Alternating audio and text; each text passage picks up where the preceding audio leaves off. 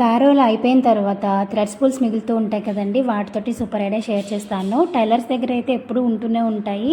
టైలర్స్ని ఒకవేళ అడిగినా కూడా ఇస్తారండి. ఎవరైనా ఒకవేళ చేయాలనుకుంటే ట్రై చేయండి. ఫస్ట్ అయితే ఒక కార్డ్బోర్డ్ తీసుకుని దాన్ని వీడియోలో చూపిస్తున్న విధంగా కట్ చేసుకుంటున్నాను.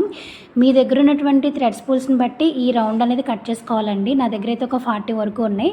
సో అందుకని నేను కొంచెం చిన్న సైజ్ కట్ చేసుకుంటున్నాను. మీరు ఇంకా ఎక్కువ ఉంటే కనుక కొంచెం పెద్ద సైజ్ కట్ చేసుకోండి.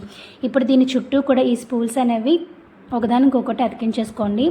ఏ గమ్ అయినా సరే ఈజీగా అతుక్కుంటుందండి. ఇలా కింద వైపు అలాగే సైడ్స్ కూడా గమ్ అనేది అప్లై చేసుకుని చుట్టూ కూడా ఈ స్పూల్స్ అనేవి అతికించేసుకోవాలి.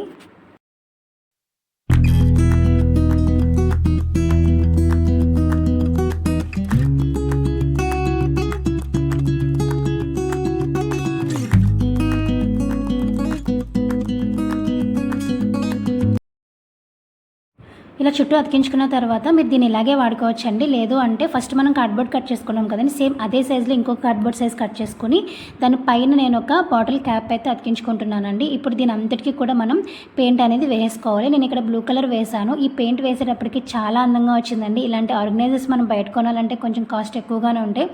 తక్కువలో తక్కువ ఒక 200 నుంచి ఇంకా పైన ఉంటూ ఉంటాయండి. బట్ మనం ₹1 కూడా ఖర్చు పెట్టకుండా ఇంట్లోనే తయారు చేసుకోవచ్చు. మొత్తం పెయింట్ వేసుకున్న తర్వాత క్యాప్ రెడీ చేసుకున్నాం కదండి. సో క్యాప్కి కూడా పెయింట్ వేసుకోవచ్చు. పెయింట్ వేసుకున్న తర్వాత మీ దగ్గర ఉన్నటువంటి వాటితో డెకరేట్ చేసుకోవచ్చు అండి. నా దగ్గర ఒక చిన్న లేస్ ఉంటే కొంచెమే ఉంది. సో పైవైపు మాత్రమే నేను లేస్ అనేది అటాచ్ చేసుకున్నాను. అంతేనండి, చాలా ఈజీగా ఆర్గనైజర్ అయితే రెడీ అయిపోయింది. ఇది చాలా ఈజీ చేయడం, ఎవరైనా చేసేయగలుగుతారు.